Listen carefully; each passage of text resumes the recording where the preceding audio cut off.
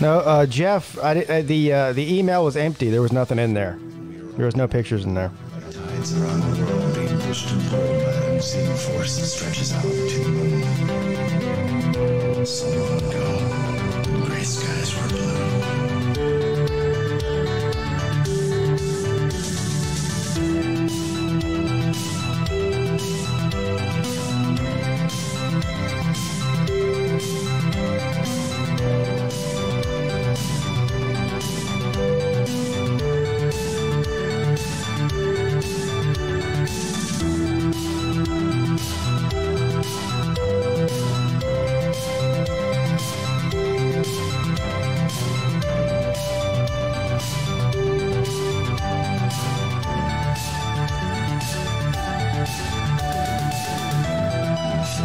Tomorrow, and there never was a today. So long ago, when gray skies were blue. I mean, really, what the fuck?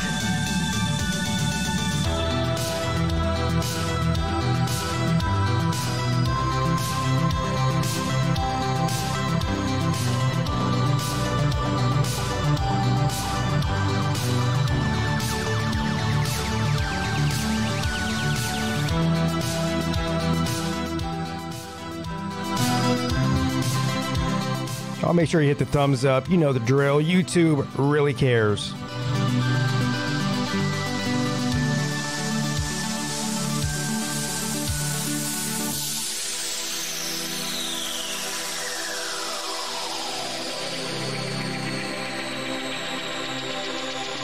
I was wondering, have you ever heard of the term, wherever you go, there you are? So long ago, when gray skies were blue, and we are all connected, like tides around the world being pushed and pulled by an unseen force that stretches out to the moon. It's the notion that something can happen to anyone, but you know what I mean. And if there is no tomorrow, then there never was a today. This will plague you over and over. I mean, really, what the fuck?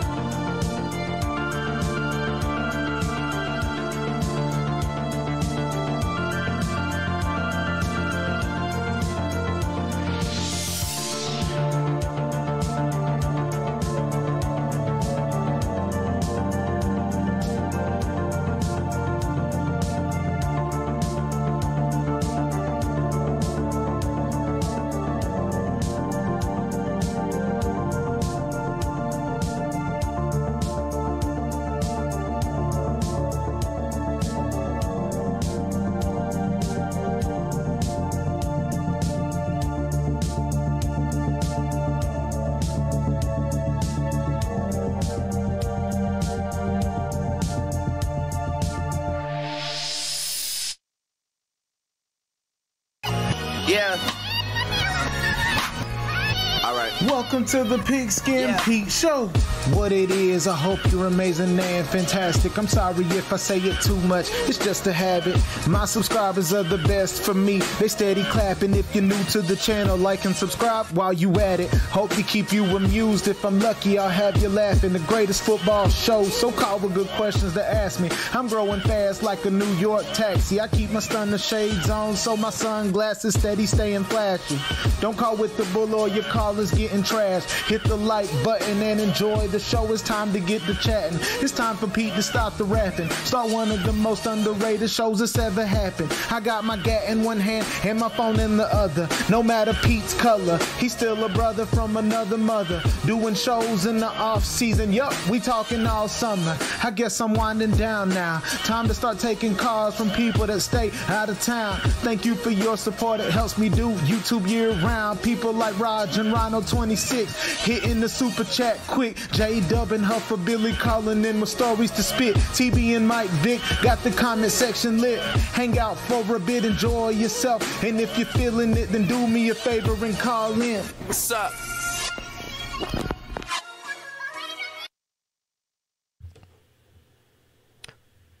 What is up, everybody? It is ya boy, Pigskin Pete. Happy Wednesday to everybody. Thank you all for joining me on this fine Wednesday evening. The most underrated college football call-in show on all of YouTube. We all know it. It's not the best, just the most underrated. If you want to call in, the number to call in is 864-207-4522. 864-207-4522. As Raj would say, thank all you beautiful mother effers for showing up tonight to hang out with your boy. I'm going to keep it short and sweet tonight. No long diatribe, no long intro. I'm going to get right to the phone calls after I see who's in the chat here and give some shout outs to the chat. But of course, if you guys want to support a good cause, there is a GoFundMe link in the description of the live show for your boy BBD. So if you have a couple of extra dollars laying around, go click that GoFundMe link and send it over to your boy BBD. He would appreciate it, and so would I. Shout out to Tiger Baskins for the amazing and fantastic intro that he made for me. I always forget to give him a special shout out. Thank you for that. But he knows how much I appreciate him and what he did for me. All right, let's get to the chat real quick. Oh, wait. I do want to promote my other show. I need to promote my other shows. I keep forgetting that there's people that have just come across the YouTube channel in the past couple of weeks. Subscriber count is going up rapidly as it does during every college football season. So I have new people around here that don't know about these shows or any of my other shows. So I do this live call-in show every Wednesday and Friday night, year-round. There is no off-season for Pigskin Pete. I do a live call-in show every Wednesday and Friday night at 10 p.m. On Monday night, we do sometimes it's a show about, during the off-season, it's a show about nothing. Me and Uncle Lou over on Uncle Lou's main channel. Every Monday at 10 p.m., the Lunch Money Show. During the season, it is about something. We tell you how to lose money betting on college football. We go through, we don't go through every game. You know, we don't go through all, whatever it is, 60 games that they put out lines on.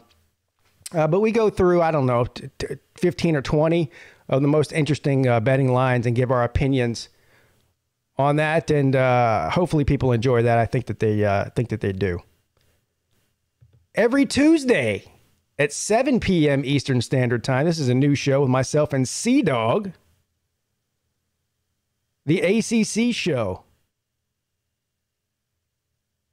We were trying to think of a name for this show whenever we decided to do this show, and all the other names were taken. So just like the Washington football team can't come up with a name, we couldn't come up with a name for the ACC show, so we just called it the ACC show.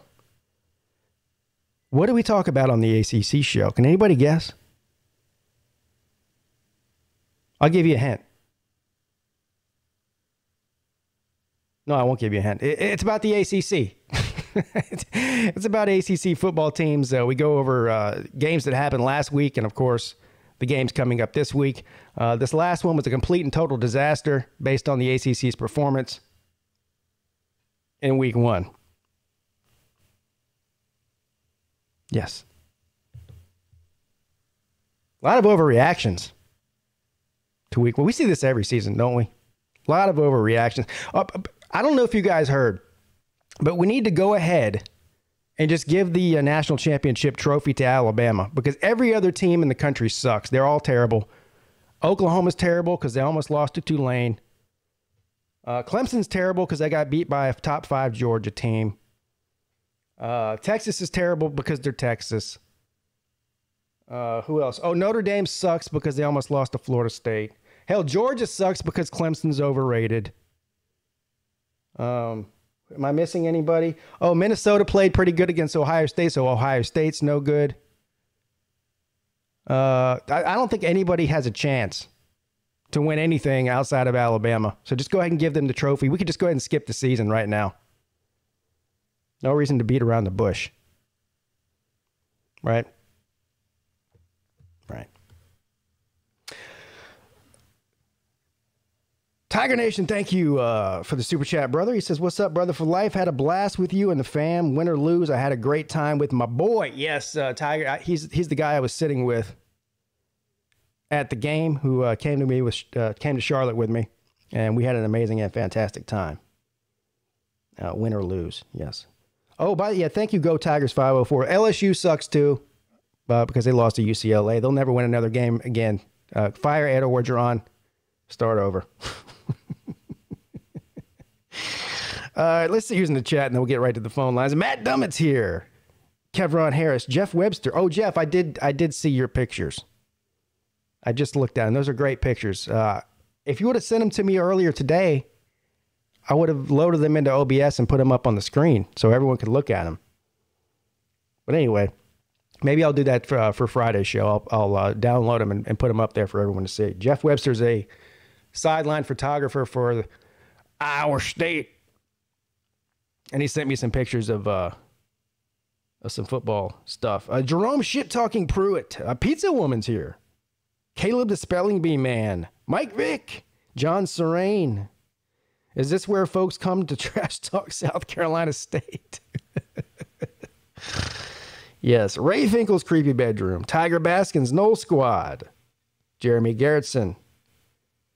Go Tigers 504 says, yuck. Folks. Battle Angel. It says it's hump day. This week is going by fast, isn't it? Can't believe it's already going to be Thursday tomorrow. Where was I at here? Oh, P Digits. Ronnie Haas. Christopher McDavitt. A lonely Georgia Tech fan. He wants to know how everyone's doing tonight. I'm doing amazing and fantastic, and I know all of you are too because you're here. That's how I know. LW. JT Brown. JT Brown says communists. Christian Walker. Did I say P Digits already? Tiger Paw Craven. Thank you, sir. Country Tiger.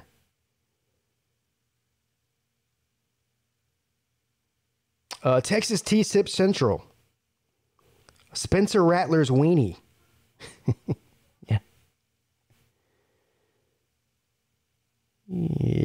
Jonathan Hurst. What's up, buddy? Tiger Paw Craven, thank you for the super chat. Benji Hollins here says, go Tigers. Pete, didn't you know everyone sucks and ain't played nobody? Well, yeah. It never ceases to amaze me after week 1 how everybody that loses is going to lose every game. And even 90% of the teams that win only won because they played a bad team. That's the way things go in college football. Alrighty. Alrighty. Let's get to the phone lines because nobody is here to look at my ugly face or listen to me ramble on for 2 hours. That's a fact. What is up? You're on with Pete.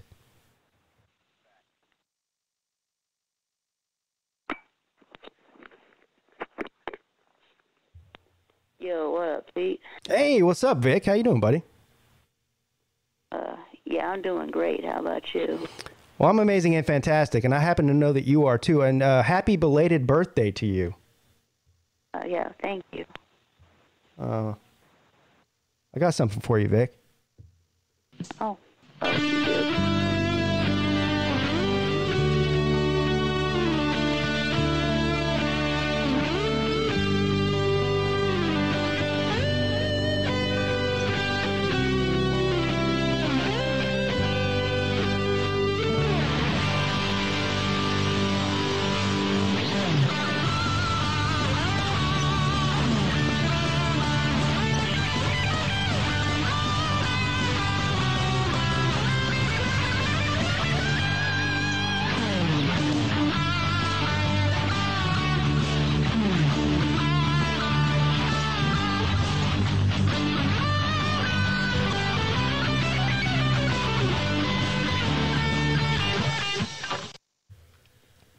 So I heard you had a great party. Yeah, we did. Yeah, Uncle Lou showed up. Who else showed up to the party that we might know? I know you had some friends from high school show up. No, that was it. Oh, that was it. Uncle Lou. Yeah, Uncle Lou and Battle Angel. Yeah. Oh, Battle Angel came too. Okay, great. That's great. So, and then so you had a big weekend. You had your party that was on Friday night, right? Right. And then you went over to Raj's party. Yep. Tell me a little bit about that. Other than the fact, how many Clemson fans showed up? Was it just Hufferbilly? One. Yeah, Hufferbilly was the only one. Right. So tell me about that. Tell me about that party. Yeah, well, of course, we were in my mom Raj's garage, and we watched some football. Yeah. Oh, well, the way you describe it, I mean... He has two TVs. Yeah. Yeah. So, who got the drunkest? You don't drink, do you, Vic? No. Okay. Who got the drunkest? I mean... Well, it was probably Raj. Oh, well, yeah. Okay. I guess I could have figured that. Yeah, you can go fuck yourself. You can go fuck yourself. Bunch of goddamn Wuhan fucking whatever. Bend over, suck my fucking nuts. I'll give you the goat. Hey, did Raj require a vaccine passport to come to his party? No. No vaccine passport? No. He didn't check your vaccine card at the door? No. All right. No. I figured that. All right. I figured that. Yeah, so we, Mom kept the doors open, and we had some fans going, so. Yeah, well, in retrospect, I mean, I had a great time in Charlotte. Don't get me wrong, but in retrospect, I could have saved myself about $500 and came and hung out at Rogers and had the same result. You know what I mean? Yeah, I know. Yeah. I know what you mean. I know. Yeah. No, that would be great. If before you went to the game, Mom. Yeah, if you were planning on going to a game, but if you knew what was going to happen, like if you had a crystal ball and you're like, planning on going to the George Clemson game, but I want to see, Mom. Yeah, but you already know what's going to happen. Would you still go or? Yeah, I still would have went. I would have went just for the experience of it and to say that I was there. Yeah. I mean, obviously the trip would have been a lot better had Clemson won the game, but I mean, I still had a great time. It's not just about who wins and who loses. Oh, you know what I mean? Yeah, I know. I'm not that salty and sour of a football fan. I mean, I can take a loss. Yeah, I know. You know? Yeah, I know. Yeah. Yeah, I know. Yeah. So anyway, Tiger Baskins wanted you to ask me if he was a good driver. Was he? Yes, he was. Well, I'm assuming since you're here talking to me that he is a good driver. You didn't get in an accident, did you? No. All right. Well. No, TB is a good driver. Yeah. Good. Good. All right. So, Vic, you got any football? Is there anything, any football you want to talk about with me? This is a football calling show. Yes. Yes. I wanted to talk a little bit about JT Daniels. Yeah, I don't know if you heard, but he got a slight injury. Apparently, he strained his oblique muscle. His oblique. Now, did this injury occur in the game, or is this something that happened in practice? We don't know. All right. Well. Yeah, we don't know how, if it was in the game or if it was, or if it was something totally different. I don't know. But yeah. Fortunately, it's unknown how he got it, how that happened. But right. Fortunately for Georgia, if it was football related or not. Yeah, well, yeah, I guess it doesn't really matter if it was football related or not, does it? I mean, it is what it is. But fortunately for Georgia, they're playing UAB this week. Yeah. And so who are they going to trot out there? They're going to play Beck? Carson Beck. Yeah. Beck. Yeah, if Peete is not able to go, then it's going to be Beck. Yeah. If he's not able to go, so you're saying that they haven't ruled him out yet? He's day to day. Oh, day to day.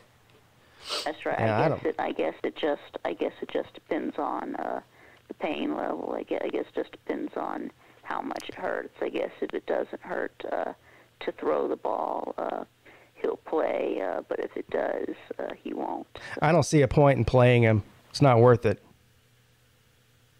You know what I mean? Not worth it. Probably. And this is a great chance, actually, to give Beck and who's the other guy? Vandergriff? Is that his name? Vandergriff. Yeah. Good chance to go ahead and get those guys some playing time and some experience. And of course, you know, with the 4-game rule, they can play and not lose their red shirt, or at least Vandergriff won't lose his red shirt. He already, yeah. That's right. Yeah, of course. So, of course Beck already redshirted last year. Georgia's defense is good enough to beat UAB. You could put me at quarterback for Georgia, and I think they'll be okay. Yes. I'm taller than Stetson Bennett, by the way, by about 4 inches. Yeah, I know. Just in case you were wondering. I was going to say, yeah. So I think that, so you think we're going to score more than 10 points on UAB? Yes, I do. Yeah, I do too. Yeah, and I think you'll actually score an offensive touchdown this time too. Yeah, I hope so. I'm pretty sure you will. Yeah, me too. Okay, Vic. Well, I'm glad you had a great birthday, and I'm not glad that Georgia won the game, but I'm glad that I'm glad you capped off your. I know you are, and I saw. You know what? I should be mad at you right now. I saw you type in the comments section that you didn't feel sorry for me, but you did feel sorry for Sea-Dog. I took offense to that, sir. I mean, you have, those 2 national championships in the last 5 years. So. That's all right. That's fine. Meanwhile, Sea-Dog has, been through hell, No, I understand. With his team, and just has been. I actually feel sorry for Sea-Dog too. I felt sorry for Sea-Dog. So. Yeah. Anyway, I don't expect nobody needs to feel sorry for me. Believe me, I feel sorry for myself enough. Thank you, Vic. You're amazing and fantastic. Thank you for the call. What's up? You're on with Pete. Hey, what's up, Pete? It's Edward. How you doing tonight? Edward, hold on one second, buddy. Thank you, JT Brown, for the super chat. Says, yo, Pete, it's your boy JT. Go Tigers from Somerville. On a rainy night. Yes, JT lives in the same city as me, and it has been storming for the past 5 hours. But thank you, JT. Appreciate it, buddy. What's up, Edward? Oh, not much, Pete. Anyway, I got a couple questions I'd like to ask you. The first one is out of the schedule Clemson has, of games to play. Which team do you think would worry you the most? Boston College and Pittsburgh. And before you ask the next question, no, I don't think they're going to lose to either one of those teams. But the question was, who would give them the most trouble? And maybe, I don't know, we'll see what Florida State looks like. But my second question is how do you think the Carolina Panthers will do when the NFL season starts? They play. Well, they play the Jets week 1, so I think they'll probably win that game. As far as the season goes, if Christian McCaffrey can stay healthy, I think the defense will be pretty good. So, I don't know. I think if they win 9 games, that'll be a good season. But the NFC South, I don't think is going to be very good outside of Tampa Bay. So you have Atlanta, New Orleans. I don't think either one of those teams are going to be very good, and I don't think Carolina's going to be very good either. Well, it's going to depend on the defense. Let's put it that way. Yeah. Yeah. Hopefully, Christian McCaffrey will stay healthy. As long as he stays healthy, I think Carolina's defense should have no problems winning games and offense too. Yeah. Right. All right. All right. Well, thanks, Pete, for having me on. I'll talk to you and Lou on Monday at 10:15. All right. See you then, Edward. Thank you, Edward, for calling in. What's up? You're on with Pete. Hey, what's up, Pete? This is D from Atlanta. How are you doing, man? Hey, what's up, D? A long time no speak. Yeah, I hadn't called in a minute. Yeah. I was trying to call Lou last night to congratulate him on the win, but I didn't get a chance. Well, let's start with the good. Thank God for defense. Yeah.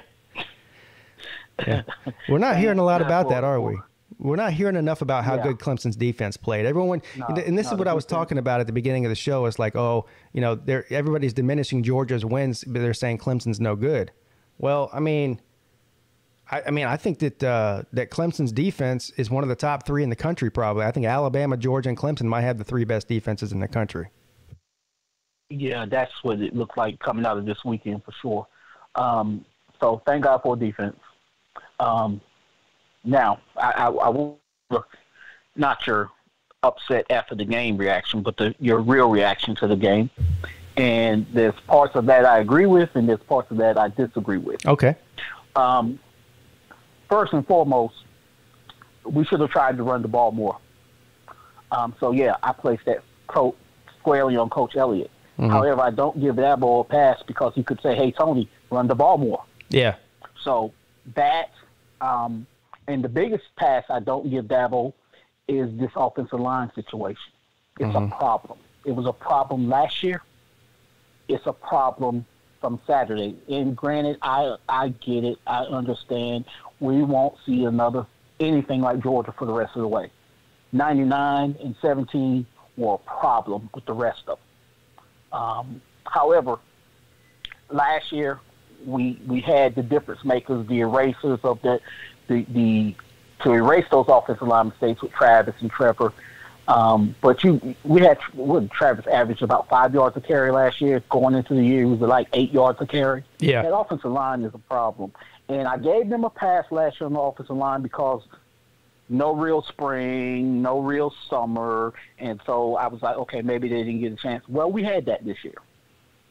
Pete, I'm telling you, if this offensive line is not fixed by Game 3, I'm not counting the South Carolina State game, so I guess it would be Game 4. If this offensive line is not fixed by Game 4, we're in for a long year. You generally cannot fix an offensive line in the middle of a year. That's just the way it is. So, I'm looking at, I know there's a lot of talk about replacing Tony, but the number one person who needs to replace is that offensive line coach if this thing doesn't get fixed. This is what caused Florida State to come off the rails. They won it in 13. They got back to the playoffs in 14, but you saw the slippage in the offensive line in 14.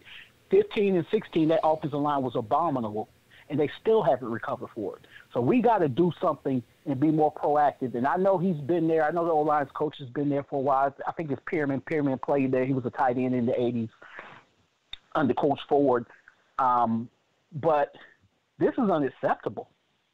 This is unacceptable. We have a young quarterback who, at times, he did hold the ball too long. So I was looking. I would have been more satisfied if I saw that out of DJ in the games he was thrust into last year than this year. But he held the ball too long. Maybe he was feeling the pressure of being the man. So I'll give DJ a slight pass. But that offensive line, Pete, is a problem, and it's going to cost us some more games. That Pitt game you just talked about, Pitt is serious up front, man. Yeah, I know. And it scares me at this point. So we got to fix it. And I mark my words, and we'll talk about it. If they don't fix it, we'll definitely talk about it again. Oh, yeah. Game 4. If it's not fixed by Game 4, we're in trouble. I'm talking about maybe another 1 or 2 losses. Yeah, we have a couple of good defensive lines in a row. We got Boston College, Pitt, and then a few weeks later we got Florida State, who's they're not terrible. Right. Right. And look, man, I'm not on the fire Tony Elliott train. I'm frustrated with him because I thought that he was going to after the LSU game in 2019. I thought that he had realized that issue that he has with play calling. Here's the thing, man. He's a former wide receiver. He loves to pass the ball. We got we claim to be wide receiver U. We've got elite wide receivers all over the field. We've got a good quarterback with a big arm. So I understand the want to pass the ball and get big plays down the field, but if you look at Clemson over the past 10 years, when they were successful offensively, they were pretty much a 50-50 run to pass team, and I don't really know when we got away from that. And people keep telling me, well, you couldn't run the ball against Georgia. You only had 2 yards on 10 carries. Well, we couldn't pass the ball either. So, I mean, if you get down on the 5-yard line, first and goal from the 5-yard line, and don't hand the ball off one single time, I mean, to me, that's inexcusable. Now, as far as the offensive line goes, we knew the offensive line was going to be a problem in this game. I'm not ready to jump off the bridge yet. And I mean, clearly the weak part of the team is the offensive line, but we didn't even know who the center was until 2 days before the game started. So I have a feeling that it's going to take a little bit of time for the offensive line to gel together and play as a unit. To go up against a defensive line like Georgia's week 1 when you haven't gelled and you didn't really know what position you were playing until 2 days before, I mean, we saw the result. I mean, it was a complete and total disaster. But I do have faith that they'll get better throughout the year. But you're right. I mean, we've only got 3 weeks to get it fixed, or it could be another disaster waiting to happen. Right. And I will give them the benefit of the doubt. I think they've earned that. The program has earned that. But like I said, it's going to be a problem. And you're right. It was absolutely frustrating sitting there watching them run the ball, get the ball on the 5 and not even try to run it. And then Lynn J gets 1 carry. It was for 10 yards and you don't give him the ball again. That's the other thing that pissed me off. Yeah. And nobody can explain that to me. And I haven't even heard anything from Dabo or Tony Elliott for the reason behind that either. Right. I mean, if he was suspended for discipline reasons, fine, he was suspended. But you brought him in the game in the second half, but you only used him 1 time, and he was successful in that 1 time. So why'd you? Right. Why didn't you? If he's successful, give it to him. He's got the hot hand. But anyway, it's easy to pick apart the game afterwards. I get it, but at the end of the day, everyone was coming down on me. When I made that video and saying, oh, you don't know what you're talking about, Pete. They couldn't run the ball. Well, then the next day, Tony Elliott and Dabo Swinney both said, yeah, we should have ran the ball more. So I wasn't, I mean, they agree with me. Well, the whole point about running the ball sometimes is not about getting yards as much as it's about keeping them honest.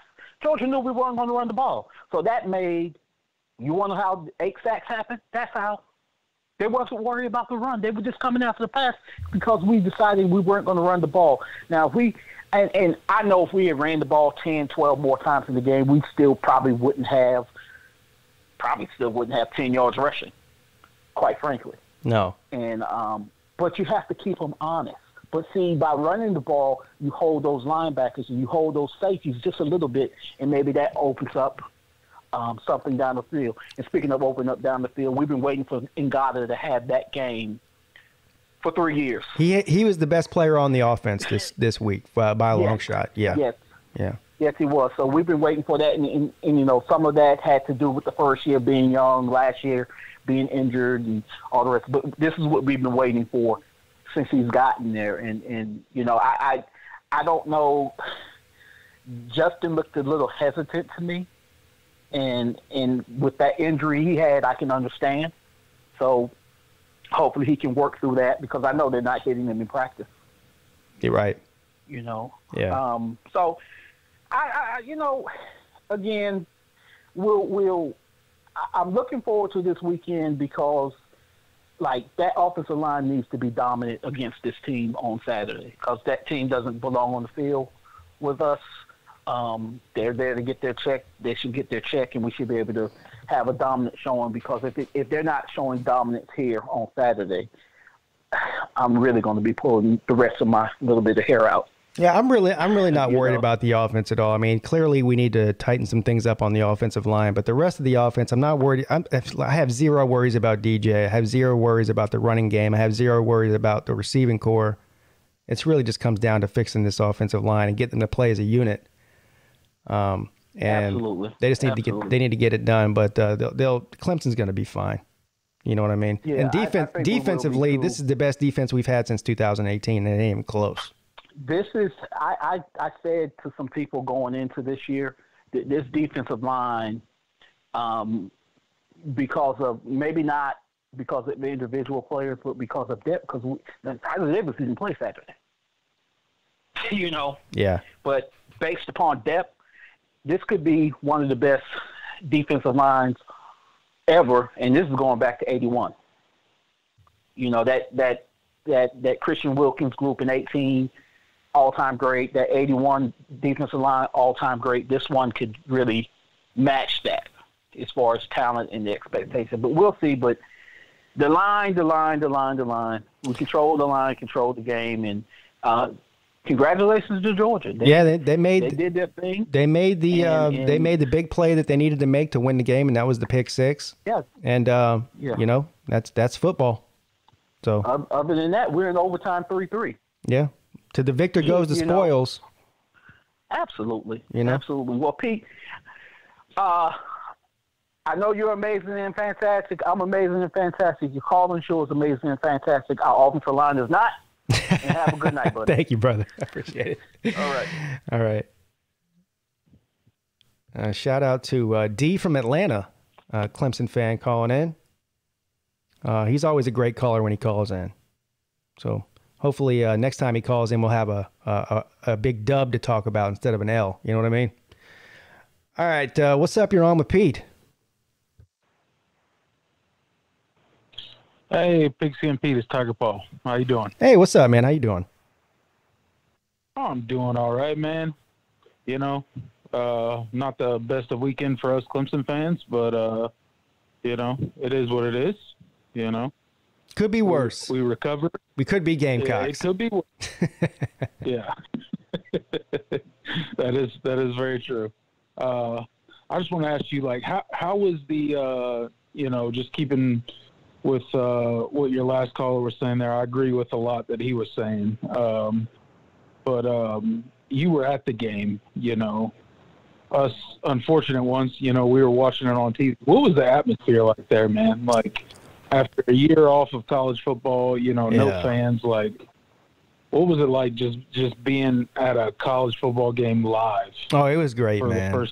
Yeah, no. I mean, and look, it doesn't – neutral site games never quite compare to an on-campus game. You just can't compare those two, especially for, you know, a big game like that, top 5 matchup. But it was electric. I mean, the city, but even before the game, the whole entire day, the city was buzzing. And then, of course, when we got in the stadium was rocking. There was a lot of banter back and forth between the Clemson and the Georgia fans in the stands. It was great, you know, walking in, a lot of shit talking going on back and forth. Of course. But yeah, I mean, the atmosphere. I couldn't have asked for a better atmosphere. Yeah, I can imagine. You know, I'm with you. I'm not on the fire Tony Elliott bandwagon like some of our other Clemson counterparts are. But what I will tell you is that I am on the bandwagon of Tony Elliott needs to evolve the offense, and he needs to evolve as a play caller and become more dynamic at that.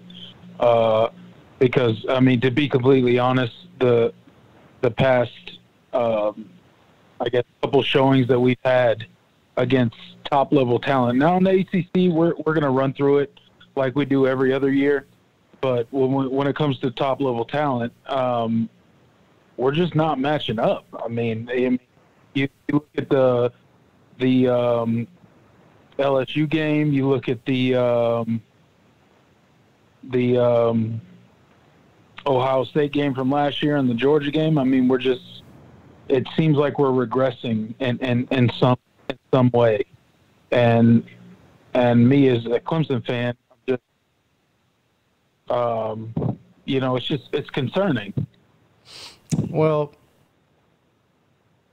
I think if it were up to me, we just need to get back to what's made us successful over the past 10 years, and that's being a balanced offense. I mean, I have no, you know, all the criticism coming out of Ohio State game last year was that Brent Venables' defense was going to get torched, and, you know, Ohio State gave everybody the blueprint on how to beat Brent Venables and all this other bullshit. I mean, Brent Venables, you know, I still believe he's the best defensive coordinator in the country. I wouldn't trade him for anybody. But offensively, we've become very predictable, and again, we've become very pass heavy. And I don't like it. I mean, I don't care if nobody knows the name of any single running back on our team. You still run the ball. Nobody knew who Wayne Gallman was but they still used him 50% of the time, and he was successful. Yeah. Same thing with Ellington. So you don't have to have a Travis Etienne to run the ball. I mean, Travis Etienne's a once in a generation running back, but Clemson has always been a run-first football team, and I don't know why we've gotten away from that. And I hope that he fixes it. Yeah, I mean, we've been almost a dead center football team. You know, 50% pass, 50% run, and it feels like as of late, like we're maybe like at best like 80-20 at this point, and we abandon the run so quickly. And I get it. You know, Georgia had a great front. And I'm not taking anything away from Georgia. I mean, their front seven is absolutely insane.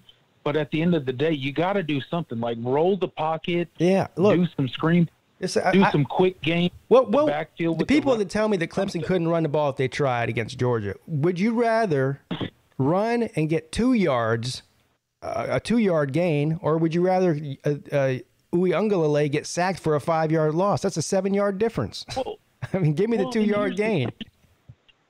Here's the other thing, Pete, and they say we can't run. We couldn't run the ball against Georgia. We only tried 9 times with our running backs. 9 Yeah, I know. running plays with our running backs. Yeah, well, like, how do we even know if we could run the ball? Like, we only tried 9 times in an entire game. Like, I mean. Yeah, of course, like other things get counted as runs, as quarterback power and stuff like that. But, like, at the end of the day, we called 9 running plays for our running backs. That was it. A fireball in the chat. Fireball, everything that you type is dumber than the last thing that you typed. I mean, keep that same energy later in the season. Yeah. So, I mean, I'm not on the fire Elliott by any means, like I said before. But at the end of the day, I think he needs to evolve as a play caller, and I think he knows it. I think he feels the pressure. And I have one other thing to say, and I know you've said it on your channel before, Pete, but I got to get it off my chest.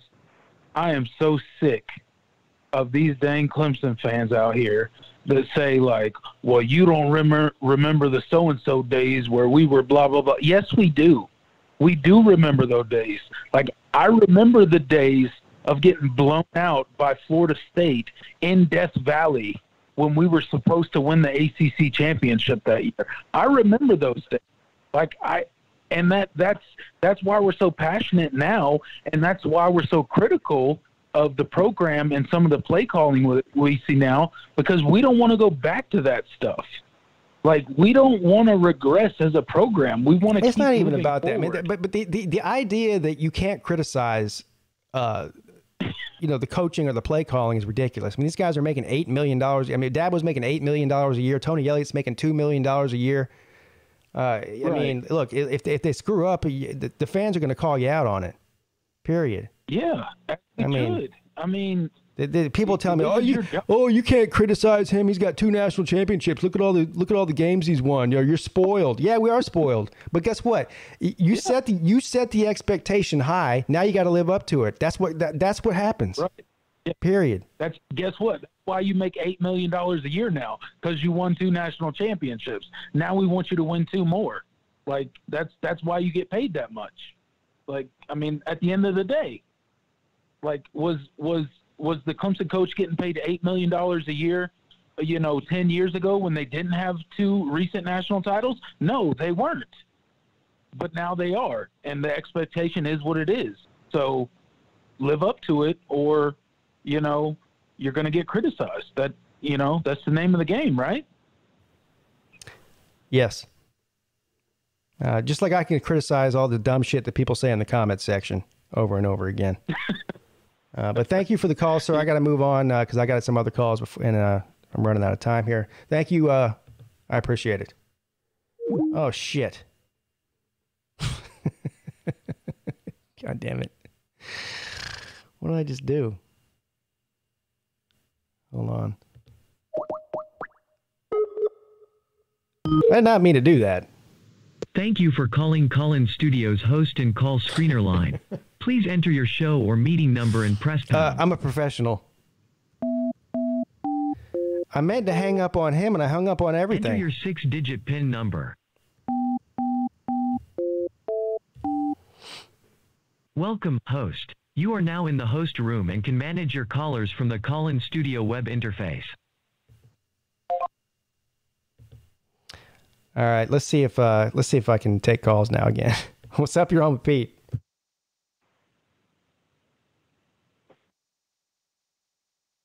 Hey, how we doing, Pete? Hey, what's up, J-Dub? How you doing, buddy? Hey, just real quick, let me ask you, I don't want to talk about Clemson, Georgia. I don't want to talk about Alabama. I don't want to talk about Ohio State or LSU. I want to talk about how great it had to be for everybody, all of us in the comment section, whether our teams won or lost, just to be back. I can't tell you how excited I was, even though I saw a really lackluster game, Iowa State barely beating Northern Iowa. How great it was to have a band there, to have a full stadium, to have tailgating, to have the pageantry. I said earlier today, I was going to ask you tonight, don't you think that there was probably, if you asked somebody who just was like, say somebody that worked at the stadium there in Charlotte, a popcorn vendor or somebody parking cars or somebody taking tickets or whatever the case would be, there was probably 10 times the energy in that stadium than there's going to be at any Panther game this year. Oh, yeah. So what was the atmosphere like in Ames, Iowa? Believe it or not, it was people were excited to be back to the, you kept over and over and over again, whenever you overheard anybody talking about college football, nobody was actually talking about the game they were about to see or the game they were seeing. They were all saying, isn't this great to be back? Isn't it great to be back? Everybody was just excited to have football again. And, this Saturday, I'm going to be really lucky. I've got a great matchup. I've got Iowa at Iowa State. Yeah. And game day is going to be there, which is a big pain in the ass. But anyway, yeah, the atmosphere is going to be insane. It's going to be crazy, and that's what makes college football great, because neither Iowa nor Iowa State is a playoff team. both have outside chances of winning their conferences, but they're probably not going to. Both of them would be thrilled to death to get an invite to a New Year's Six bowl game. They would just absolutely love that. And that's what's so great about college football is that it's not just Alabama. It's not just Georgia and Clemson and Ohio State. There's all these other schools out there that it still matters to their fans, and it still matters to their fan base what their team is going to do this Saturday. And that's what makes the sport so great. You know, it's not just about the top guys. I mean, if you don't think that the people that in Ames are not going to be jacked up for this game, and you're not paying attention. I mean, when Arizona and Arizona State eventually play this year, those people are going to be all whacked out. That's what makes it so great.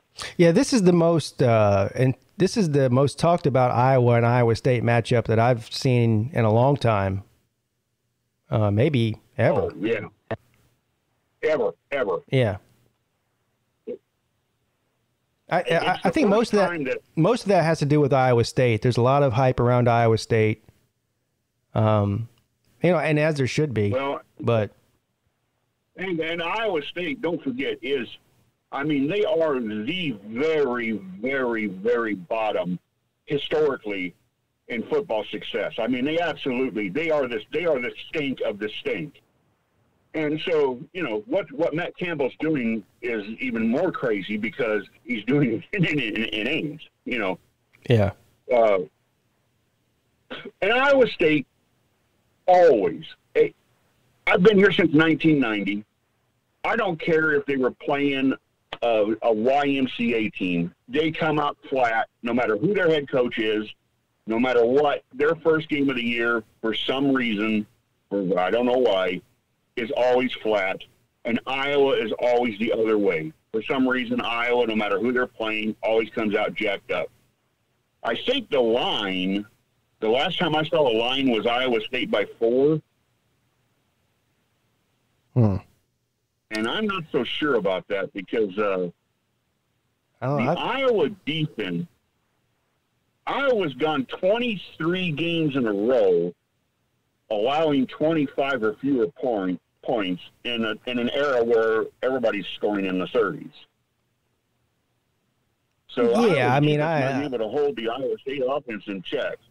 Yeah, Iowa's Iowa's an old school, play good defense and run the ball type of team. But yeah, they're. I don't know. You said never anything. You said 4 points. Give me Iowa State on that. I think that Iowa State's going to win this pretty easily. But who knows? It's an in-state rival, the whole 9 yards, and the game day will be there. Who knows? We've seen crazier things happen, but right. I think Iowa State's got the better football team this year. Right, and just because I'll get asked this in the comment section, so let me just say, game day will be on the outside the north end of the stadium, so it won't.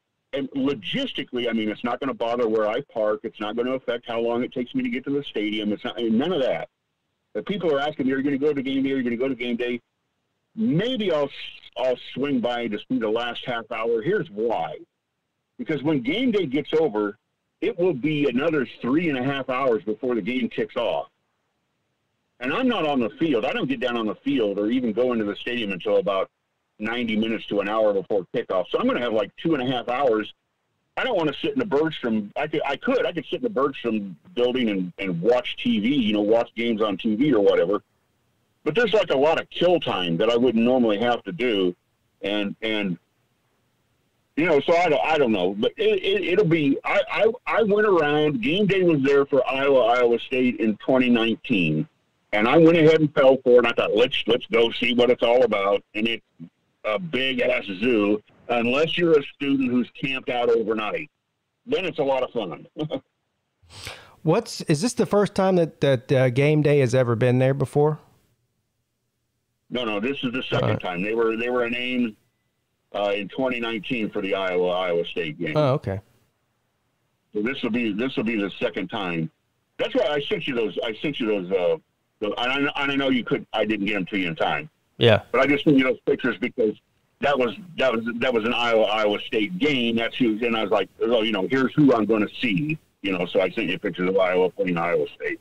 Yeah. I mean, for as excited as the Clemson-Georgia crowd was, that's how excited this crowd will be. That's how excited Sure. The Cal-Stanford game crowd will be, the Harvard-Yale crowd, That's why we're so blessed to have our sport back, thank God. And you mentioned it, everybody who won was great, unless you don't like the team that won, and that's because they played somebody who sucked. And it's the traditional week one. Everybody that loses sucks. No doubt in my mind. I mean, everybody that loses sucks. Nothing I saw in Charlotte changed my mind that Georgia and Clemson will now both run the table through the rest of their regular season.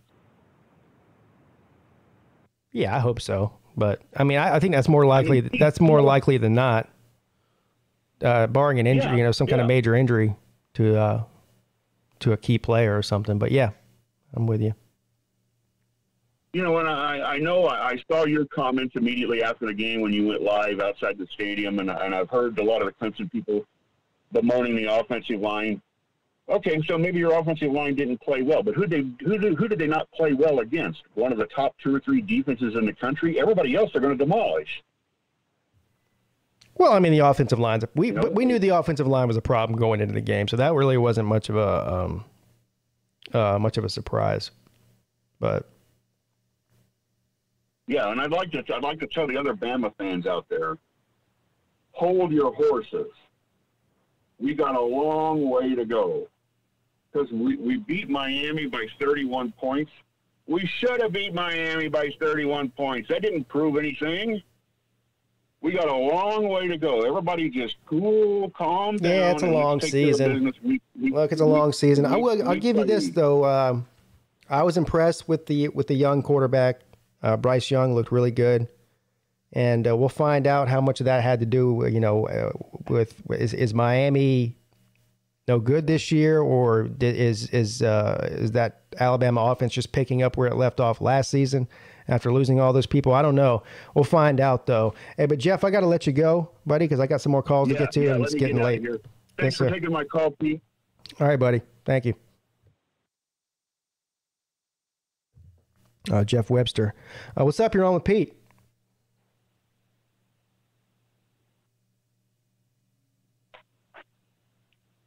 Pete, can you hear me? Yes, I can hear you. How are you, sir? Is this Tiger Baskins? It is. Am I echoing? No, I don't think so. Okay, just making sure. I didn't want to be a nuisance, but yeah. How are you doing there, Mr. PigskinPeete? I'm amazing and fantastic. How are you doing?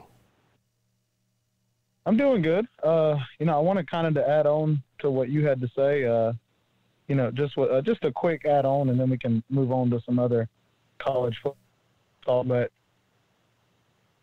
the Disney dogs and a lot of the Clemson fans, and I know they're in every fan base, but everybody that's so upset about the game and so upset about this and that, you have to remember, this was a 10-3 ball game. It's not like Georgia came in and won 41-3. Oh no! Like, people have been telling me, laughing at me, telling me Clemson got their asses kicked. They got stomped. Yeah, Pete, do you not 7 realize points. that I'm a Georgia fan? Stomped. And I have to deal with Alabama fans who tell me that they whooped our asses every year. And I'm like, bro, you beat us in overtime on one play. Yeah, well, we still won. But that's not kicking our ass. Well, but dental insurance. Like, come on, bro. Like, damn. I get that you beat us, but to say you whooped our ass, that's not the case. So I know. And Georgia didn't whoop y'all's ass. We might have on defense, but y'all's defense whooped our offense's ass. Yeah, I mean, the game came down to the last drive, really, before it was over. Yeah, exactly.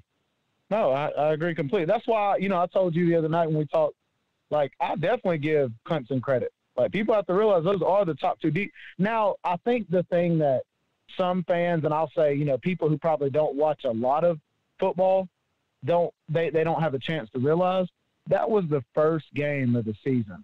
Usually it's 4 or 5, 7 or 8 games into the season, and they've been able to see a body of work, you know? Yeah. Like, they haven't gotten to see – they'll be able to see Clemson go through and score 40 points a game and go, oh, so Georgia's defense was just pretty good. Yes. Yes, that was the case.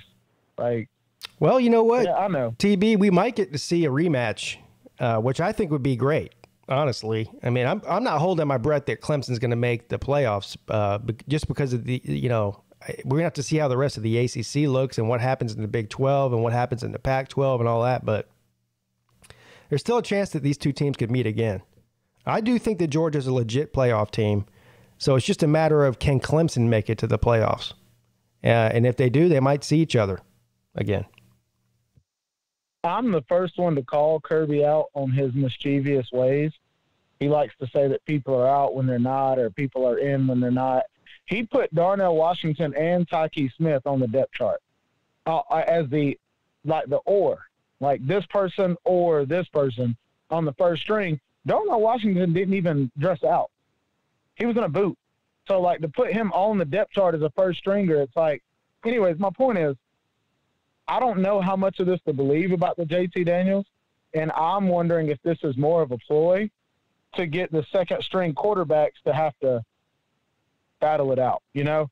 So, as far as the Clemson going, I think Clemson, we will face them in the postseason.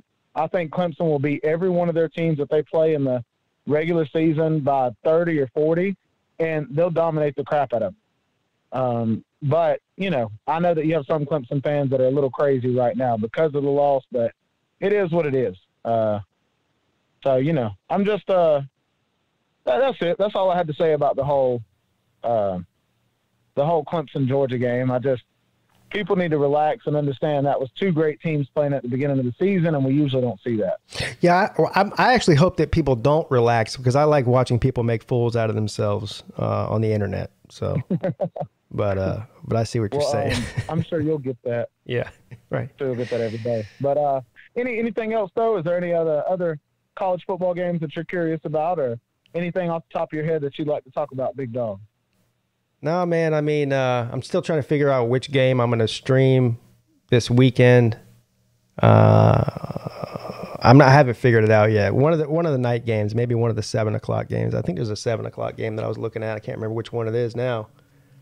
I'm really, you know what I'm looking forward to? It's not really one that a lot of people really care about because, you know, Tennessee's not very good. But I'm looking forward to seeing Pitt play Tennessee. That's one of them. That's this weekend? Yeah, that's this weekend. Dang, I know Tennessee man sweating his. Yeah, it's in Knoxville. So yeah, I'm looking forward to seeing how that game goes. Well, there's a couple of good ones. There's a lot of the first couple of weeks. Most of the games aren't very good, really. But you know, Clemson's played South Carolina State. Who's Georgia play? Oh yeah, UAB. So. Hey, there you go. Top contender. Yeah. Right? Right. But anyway, yeah. I know. I'm just go ahead. What? No, I was just going to say, yeah, I'm looking forward to a couple of games. Whatever you stream, I'll be there. The Clemson game, I'm going to watch that, not because South Carolina State's supposed to be good or not. I just have told so many people Clemson's going to score 40 or 50 points in that game. Everybody that said their offense was terrible, they have two receivers that will be top 10 on the receiver list at the end of the year. I just have an idea that maybe Georgia's defense was really good, and playing them at the beginning of the year, everybody knows that the defense is ahead of the offense at the beginning of the year. Yeah. So, you know, I'm not trying to be a homer, but I'm also not trying to just stick up for Clemson, man. I've seen a lot of talk lately, and it's about a lot of people that don't know shit about football. And, you know, that kind of pisses me off because, you know, trolls piss me off in general. Yeah, but Fireball says that Tennessee, they just didn't show anything. They've been hiding their offense. So we'll get to see what their offense. We'll get to see what their offense looks like this week. The problem with Tennessee is they've been hiding their offense for the past 20 years. So I mean, I don't know when they're planning on revealing it. I guess this weekend. Wow! Ever since Peyton Manning started taking steroids, I'm sure. I think that's a complete fact, Fireball. But anyways, yeah, I'm looking forward to it. I'm looking forward to college football. I think UCLA is going to be a good team. I know, like I said, I know Clemson, Georgia, and Alabama will be good teams. As far as Ohio State and Oklahoma, I know it was week 1, but they're going to have to prove themselves this week. If not, I think we'll have some people dropping in the polls, and I think you'll have some surprise teams like Cincinnati moving up. And I hate to say that, but, I don't know who else you can move up. The polls are already set, so the 5, 6, 7, and 8 team, that's what you're looking forward to with some crappy games by the 4th, 5th, and 6th team. So, it is what it is type deal. Yeah, I hear you, man. All right, man. Anyways, I'll let you go, big. Yeah, and I got your Cash App too. I appreciate it, brother. No problem, dude. Hope you have a good night. And as I said, Pete is always an amazing and fantastic YouTuber. You guys should hit the like button and quit bull crapping around, or I'm gonna come find that ass. So, all right, see you, Pete. All right, man. I'll talk to you soon. All right, bye. You guys have Tiger Baskins, and everybody knows who I end the call-in show with every single week. He's a trooper. He's one of my favorite people to talk to, and he is perfect for closing out the call-in portion of the show every week. What's up? You're on with Pete. Hey, it's Nate the Great. Nate the Great, don't be late. The depressed. What are you this week? A Nebraska or a Wolverines fan? I can't remember. Probably Nebraska fan, actually. Yes. Yeah. That's a true statement, being a depressed Nebraska fan. All right. Okay, this is how I'm going to go right after that, because Illinois just lost to UTSA, and Nebraska lost to Illinois. You know how that bad they are? They're bad. They're bad. Yeah. Who does Michigan play this week? Is it Washington? Yeah, Washington at home. Yeah, and that was, before the season started, that looked like it might be a good week 2 matchup. But at this point, Washington lost to a nobody. They don't look good. So I don't know. I think Michigan. Hey, look, you won't be a depressed Michigan fan. I'm giving Michigan the W this week. What do you think about that? Yeah. Yeah, I just hope we don't jinx the loss, but who knows? But I would say yes, a win for Michigan, but I wouldn't say it would be a blowout, but it probably a close game. But I would say like 27-20 or 21 Michigan. Now Nebraska, I'm done with Scott Frost, but not Nebraska. I'm just done with him. He needs to go. If he loses in Buffalo, he needs to go afterwards. You live. So you live in Nebraska, right, Nate? Yes. So what's the word on the street from the common man, the common Nebraska fan in Nebraska? Are they tired of Scott Frost too? Are they ready to kick him to the curb, or what's going on there? I hear everybody in Nebraska doesn't like Scott Frost right now. Which is surprisingly because last season they loved Scott Frost still at the time because he's a Nebraska man. That's why. Yeah, and then went downhill. I'm just gonna say now, Nebraska's gonna go 3-9. I'm sorry. Wait. All right. So this is how we'll end the call here, Nate. You said Nebraska's gonna go 3-9. What 3 wins are they gonna get? Who on their schedule are they gonna beat? They should win Buffalo. So that's 2 because they won against Fordham, which is nobody. Probably Indiana, maybe, because... Nah, I doubt it. No? I don't know. We'll see. I mean, I don't know. Indiana's not looking good either, but who's the other one? You said Buffalo? Yeah, 3 wins. That's it. Yeah, you might be right. I'm with Jeremy. Yeah. Jeremy Garrettson says 2-10. I'm more on that. I think they'll lose one of those games. They'll either lose to Indiana or Buffalo. One of those two. Right. I know you have to go, Pete, but what's your prediction for the Oregon and Ohio State game before you go? I've got Ohio State by 20. What does that mean? Like, I don't know what that means, but I think Ohio State's going to win by 20 points. So 2017 there. That's what you said. 20. So you think it's only, you think Ohio State's only going to win by 3 points? I don't know how bet or whoever goes the spread goes. I don't know how that works, but right. I don't know. Okay. But have a good night, Pete. Yes. Hope you sleep well and stuff. So. Yes. Thank you. Oh. Thank you, Nate.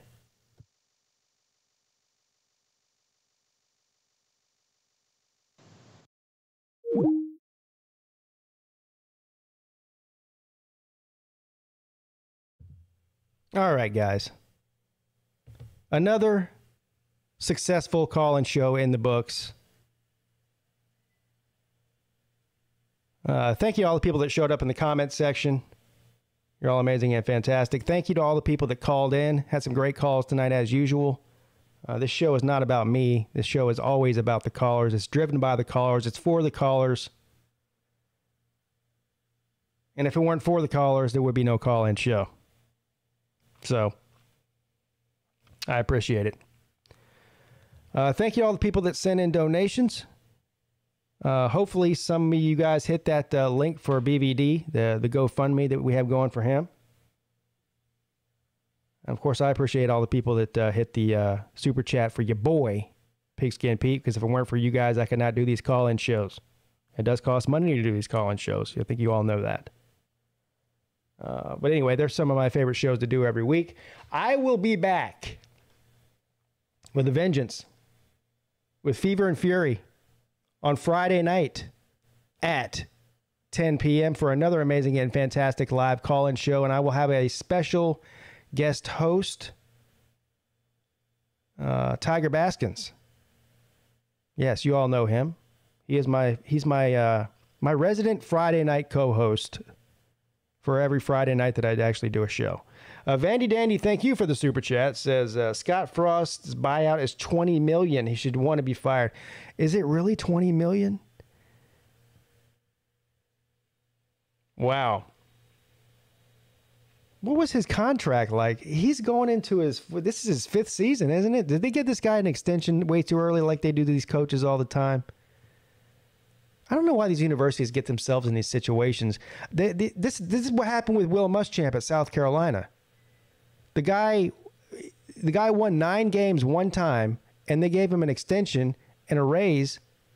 Now the raise, I mean, the extension doesn't mean anything. They can fire you, but what happens when they give these premature extensions and raises is it makes the buyout higher. I don't understand why these universities do this. That must be what happened. Now, look, I mean, Nebraska is a big enough university and probably has a lot of big money boosters where they can afford to pay the $20 million buyout, but still, it's a ridiculous amount. For a guy who he hasn't won anything, I mean, he hasn't accomplished anything in Nebraska, even worth an extension. So, I mean, was somebody really looking to come poach Scott Frost away from Nebraska? That's the reason you give the extension and the raise, is to keep other teams from coming and poaching your coach prematurely.